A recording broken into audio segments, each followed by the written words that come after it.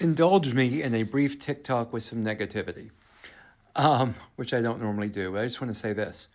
I was watching the streams on the various channels of Jeffrey doing his plea. And while there were a lot of people that were supportive, I also saw a lot of people very down on Jeffrey Williams and very down on Brian Steele and Keith Adams for the plea happening today.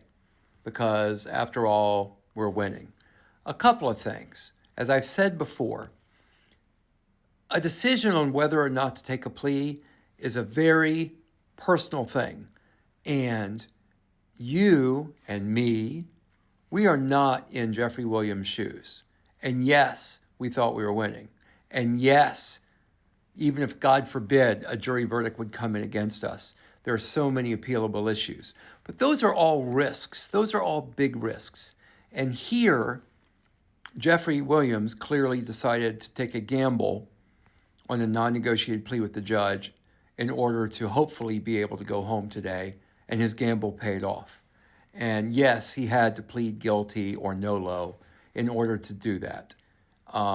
So as much as y'all may have wanted the satisfaction of a jury verdict, that was his decision. As far as his lawyers go, I'm not revealing anything. You heard Brian Steele say in court today that he wanted to go to a jury as well. But again, this isn't Brian Steele's decision. This is Jeffrey Williams' decision. And it's a very personal decision. And I would just ask people not to be down on Jeffrey Williams or be down on Brian Steele or Keith Adams for this occurring. This was something that Jeffrey Williams decided was in his best interest. And also, notice how he did it. You didn't see a bunch of factual acknowledgments where he says a bunch of stuff that isn't true in order to walk out. He didn't do any of that. Jeffrey Williams did a non-negotiated plea, and he walked out on his own terms.